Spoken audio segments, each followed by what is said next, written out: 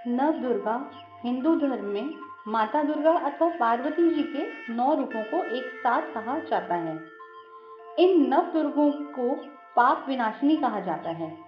हर देवी के अलग अलग वाहन हैं, अस्त्र शस्त्र हैं, परंतु ये सब एक ही हैं। माँ दुर्गा की 7वीं शक्ति माँ कालरात्रि के नाम से जानी जाती है। दुर्गा पूजा के 7वें दिन माँ कालरात्रि की उपासना का विधान है। इस दिन साधक का मन सहस्त्रार चक्र में स्थित रहता है। इसके लिए ब्रह्मांड की समस्त सिद्धियों का द्वार खुलने लगता है। नवरात्रि में दुर्गा पूजा के अवसर पर बहुत ही विधि विधान से माता दुर्गा के 9 रूपों की पूजा उपासना की जाती है। आइए जानते हैं 7वीं देवी माँ कालरात्रि के बारे में।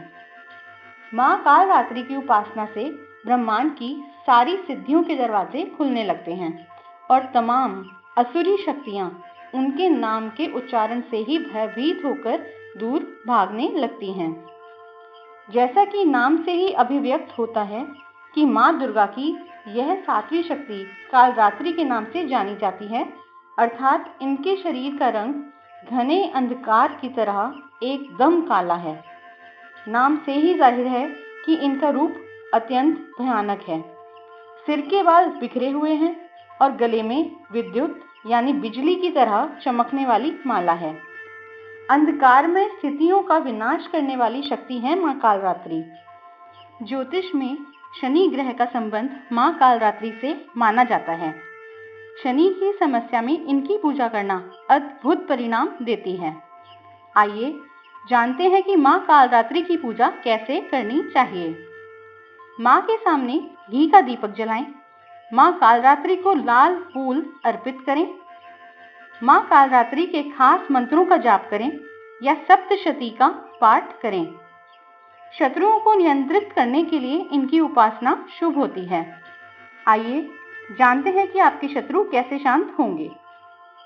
सफेद या लाल कपड़े पहनकर रात में माँ कालरात्रि की पूजा करें। माँ के सामने दीपक जलाएं व गुड़ का भोग लगाएं।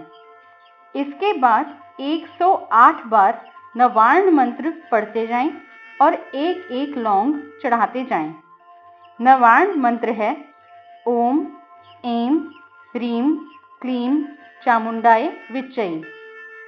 और फिर उन लौंग को एक साथ अग्नि में डाल दें। ध्यान रहे काले रंग के वस्त्र पहनकर पूजा ना करें तथा किसी को नुकसान पहुंचाने के उद्देश्य से भी पूजा बिल्कुल नहीं करें। यह शक्ति काल से भी रक्षा करने वाली है। इन देवी के 3 नेत्र हैं। यह तीनों ही नेत्र ब्रह्मांड के समान गोल हैं। इनकी सांसों से अग्नि निकलती रहती है। यह गधे की सवारी करती हैं। ऊपर उठे हुए दाहिने हाथ की पर मुद्रा भक्तों को वर देती है। दाहिनी ही तरफ का नीचे वाला हाथ अभय मुद्रा में है। ये संकेत देते हैं कि माँ कालरात्रि के भक्त हमेशा निडर और निर्भय हो जाएं। बाईं तरफ के ऊपर वाले हाथ में लोहे का कांटा तथा नीचे वाले हाथ में खड्ग है।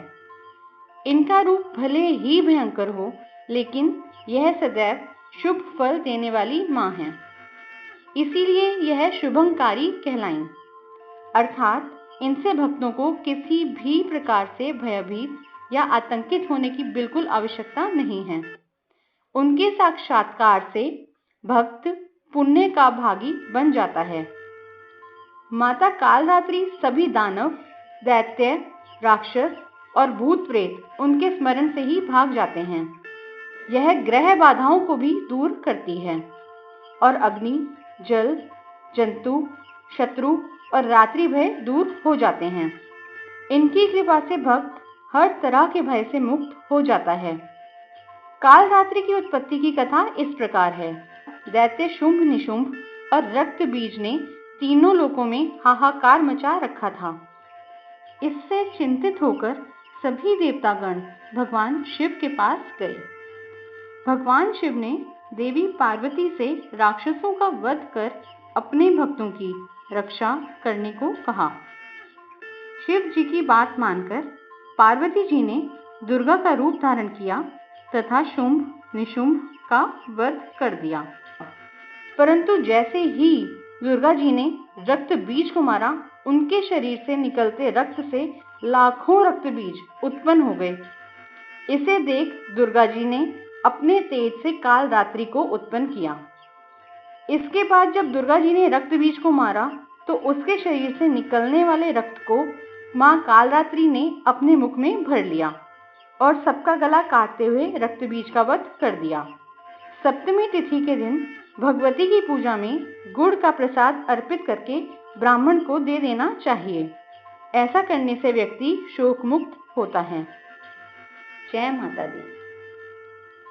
हम अपनी अगली वीडियो में 8वें नवरात्र की माता मां महागौरी के बारे में आपको बताएंगे। तो अगर अभी तक आपने हमारा चैनल सब्सक्राइब नहीं किया है तो प्लीज़ हमारा चैनल सब्सक्राइब करें, वीडियो को लाइक करें और अगर कुछ कहना चाहते हैं तो नीचे कमेंट बॉक्स में कमेंट कीजिए। धन्यवाद। For more videos, please like and subscribe the channel. Thanks for watching. Thank you.